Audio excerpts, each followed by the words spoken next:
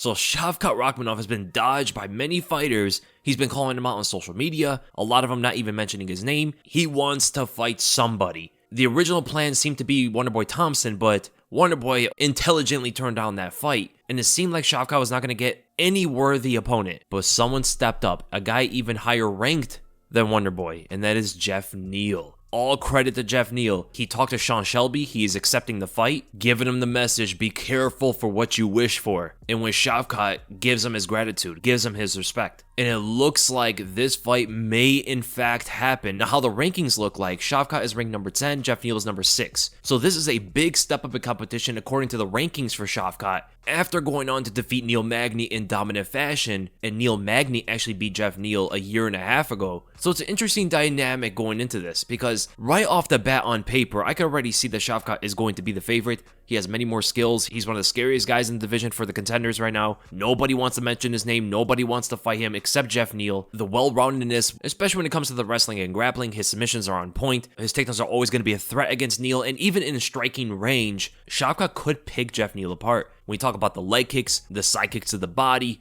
the jab, the counter left hook. The thing that does worry me about Shavkat though is Geoff Neal's blitz with that left hand is one of the fastest I've ever seen in the welterweight division, and sometimes Shavkat does not move his head. There can be a moment where Neal gets in there, lands a big left, kind of similar to how he landed on Vicente Luque, who also doesn't really move his head that much, and Shavkat could be in some danger, man. If Neal hits him clean one time, the fight gets very interesting. But it's not necessarily if he hits him, it's just if he could find the range. Because Shavkat definitely has the reach advantage. Not only does he have 2 inches on top of his arm span, but he's also 2 inches taller, and he fights at a lot longer of a range. Geoff Neal is very in tight with everything. His style is more of a boxer, and he keeps his punches really crisp and short so he can retract and burst you down with combos. Pay attention to when you see Geoff Neal unload with his hands. It's never just like a one-punch commitment. It's always like 3, 4, 5 punches in a rapid fashion. This could be the uppercuts like he landed on Vicente Luque, or just blitzing down the center line with his left straights, right jabs, and sometimes even right lead uppercuts that come in long. But in order to find his punches like that, he's going to have to find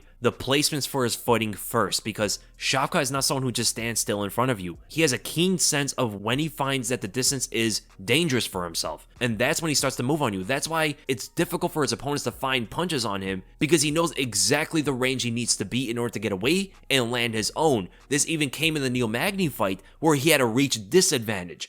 That's how good Shavkat's distance management actually is, where Geoff Neal actually had a hard time against Neil Magny when it came to finding his range. And if Neal ever gets in close, if he ever finds that sweet spot, he can get taken down. Wherever Geoff Neal can punch, he can also get taken down at the same time, not only countered on the feet by Shavkat, but that single leg is definitely going to be a big weapon against Geoff Neal. And if the fight goes to the ground, it's pretty much done. I mean, maybe Neal can survive for sure, but I don't see how he has much success under Shavkat, who's like, I think I said this before, but reminds me a lot of Luke Rockhold when he gets on top of you. He looks so big on top of opponents, they look like they're getting smushed under some heavyweight. And this came even the likes of Carlston Harris, who's a pretty decent wrestler. And Neil Magny also is a brown belt in Brazilian Jiu-Jitsu, which is a higher rank than what Geoff Neal is. Geoff Neal is only a purple belt. And you saw how much in their fight when Magny fought Geoff, how much switching between the striking and the wrestling caused Geoff Neal problems. And Neil Magny's not like characterized as a grappler like that, especially to the level of Shavkat Rakhmonov. And Shavkat can switch between boxing you up on the feet and changing levels to take you down in an instant. This also comes in the clinch as well with his trips and throws. There is nowhere Geoff Neal is really safe in the fight. From range, he gets kicked and punched where he can't hit Shavkat. In close, he gets taken to the ground. In the clinch, he gets tripped out. So Geoff Neal is not even the best grappler that Shavkat has fought already in the UFC alone. And we're not even talking about before the UFC with all those Sambo fighters. So all respect to Geoff Neal for wanting to take this fight. He's accepting the fight. He's saying it publicly. So if he backtracks on this, it really looks bad on his image. Regardless if he wins or loses, I think he gains everybody's respect for even taking this kind of fight where he actually doesn't even win that much.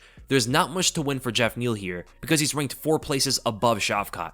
The only thing he can kind of do here is maybe get some eyes off of Shavkat and bring it upon himself as the guy who derailed the hype train. Because everybody loves that kind of story as well. The guy who derailed the hype train, beat that young fighter that everybody thinks is going to be something special in the future. But the matter of fact is he has a lot to lose here. He just got that ring for beating Vicente Luque. If he loses it, drops down like 2 or 3 places after losing to Shavkat, which will most likely be by a finish considering how Shavkat's fights usually go, we could definitely see that Shavkat might take his place at number 6 or possibly possibly even replace Bilal Muhammad at number 5. But Bilal does have a fight to prove himself as well, so that's what I can kind of see happening here. Shavkat is that young fighter just like Hamzat. They're the same age, extremely dominant as well, but in a different kind of style. He's not like bulldozing opponents, but he's doing it technically. He makes his fights like a chess match, and he's checkmating his opponents very quickly. And he's definitely a fighter that the UFC can get behind with promotion, but I think they want to see what he can do against one of the top fighters like a Geoff Neal before they risk giving him that kind of attention. If he blows right through Geoff Neal, get ready for Shavkat to fight some top 5 opponents, because there's no way they're going to allow Shavkat to fight guys behind him.